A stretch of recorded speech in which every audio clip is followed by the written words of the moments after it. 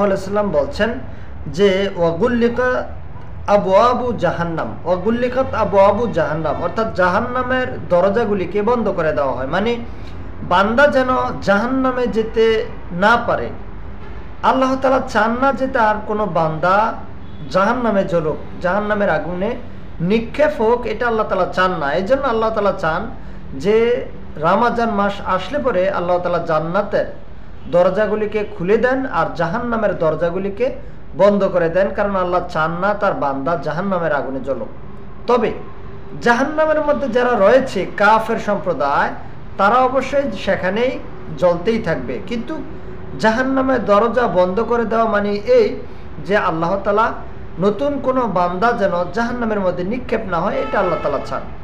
তবে এরপরও যদি কেউ ঈমান হারা হয়ে মারা যায়, কারণ একটা হাদিসে এসেছে মান সামা রমাদানা ঈমানান ওয়া ইহতিসাবান গুফিরা লাহু মা তাকাদ্দামা মিন যানবি, যে ব্যক্তি ঈমানের সহিত সওয়াবের আশা, এখানে দুইটা শর্ত আরোপ করা হয়েছে। এক নম্বর হচ্ছে ঈমান থাকতে হবে, ঈমানের সহিত। দ্বিতীয়টা হচ্ছে সওয়াবের আশা থাকতে হবে। আপনি যদি তাওহীদ যদি ঠিক না থাকে, আপনার ঈমান যদি ঠিক না থাকে, আপনার সিয়াম, সালাত, যাকাত অথবা যাবতীয় ইবাদত এগুলি কোনো কাজে আসবে না। এজন্য আগে প্রয়োজন হচ্ছে ঈমান। যদি ঈমান ঠিক থাকে এবং আশা যদি হয় সওয়াবের, তাহলে রাসূলুল্লাহ সাল্লাল্লাহু আলাইহি ওয়াসাল্লাম বলছেন মান সামা রমাদানা ঈমানান ওয়া ইহতিসাবান গুফিরা লাহু মা তাকাদ্দামা মিন যানবি, তাহলে আল্লাহ সুবহানাহু ওয়া তাআলা আপনার পিছনের বিগত জীবনের যে 1 বছরের গুনাহগুলি আল্লাহ তাআলা ক্ষমা করে দেবেন। পিছনে যে গুনাহ করেছেন সেই গুনাহগুলি আল্লাহ তাআলা ক্ষমা করে দেবেন। কি করলে? ঈমানের সহিত সিয়াম পালন করলে, সওয়াবের আশা নিয়ে। আল্লাহ তাআলা আমাদের সকলকেই ঈমানের সহিত এই রমজান মাসে সিয়াম পালন করার তৌফিক দান করুন। সম্মানিত দিনী ভাইরা, এছাড়াও রাসূলুল্লাহ সাল্লাল্লাহু আলাইহি ওয়াসাল্লাম বলেছেন, সহিহ বুখারীতে এই হাদিসটি রয়েছে, সহিহ মুসলিমে হাদিসটি রয়েছে, একই হাদিসে রাসূল সাল্লাল্লাহু আলাইহি ওয়াসাল্লাম বলেছেন যে ওয়াসুলসিলাতিল শায়াতিন, এবং শয়তানকে শিকল দ্বারা বেঁধে রাখা হয়। শয়তান যেন মানুষকে ধোঁকা দিতে না পারে, শয়তান যেন কারো উপরে আসর হতে না পারে, শয়তান যেন মানুষকে আক্রমণ করতে না পারে। এই জন্য আল্লাহ সুবহানাহু ওয়া তাআলা এই রমজান মাসে আমাদেরকে কি করেন? আমাদেরকে রহমত দেওয়ার জন্য, নাজাত দেওয়ার জন্য, মাগফিরাত দেওয়ার জন্য আল্লাহ তাআলা শয়তানকে কি করেন? বেঁধে রাখেন। আল্লাহ তাআলা এই শয়তানকে বেঁধে রাখার মাধ্যমে আল্লাহ তাআলা চান যে তার বান্দা যেন সঠিক পথে চলে আসতে পারে, হেদায়েত শূন্য যেন না হয়, বান্দা যেন হেদায়েতের পথে চলে আসতে পারে।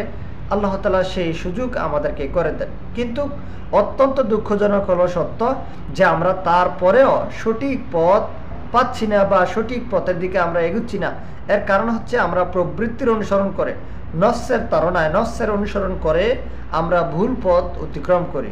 আল্লাহ সুবহানাহু ওয়া তাআলা আমাদেরকে সঠিক পথ প্রদর্শন করুন এবং আমাদেরকে হেদায়েতের উপরে অটল রাখুন। ইয়া মুকাল্লিবান কুলুব সাব্বিত কলবি আলা দীনিক, আল্লাহুম্মা মুসাররিফাল কুলুব সাররিফ কুলুবানা আলা তাআতিক। হে অন্তরের পরিবর্তনকারী, তুমি আমার অন্তরকে তোমার দ্বীনের উপরে অবিচল রাখো, অটল রাখো। রাসূলুল্লাহ সাল্লাল্লাহু আলাইহি ওয়াসাল্লাম এই দোয়াগুলি প্রায় পড়তেন যে ইয়া মুকাল্লিবান কুলুব, হে অন্তরের পরিবর্তনকারী, সাব্বিত কলবি আলা দীনিক, তুমি আমার অন্তরকে তোমার দ্বীনের উপরে অবিচল রাখো, অটল রাখো। আল্লাহ সুবহানাহু ওয়া তাআলা আমাদেরকে তার দ্বীনের উপরে, ইসলামের উপরে আমাদেরকে অটল রাখুন, অবিচল রাখুন। দ্বীনকে মেনে চলার তৌফিক দান করুন। ইসলামকে সহজভাবে যেন আমরা নিতে পারি সেই তৌফিক দান করুন। জান্নাতমুখী হওয়ার জন্য সবচেয়ে বড় প্রতিবন্ধক হচ্ছে আমাদের জন্য শয়তান। আল্লাহ তাআলা সেই শয়তানকে এই রমজান মাসে বেঁধে রাখেন।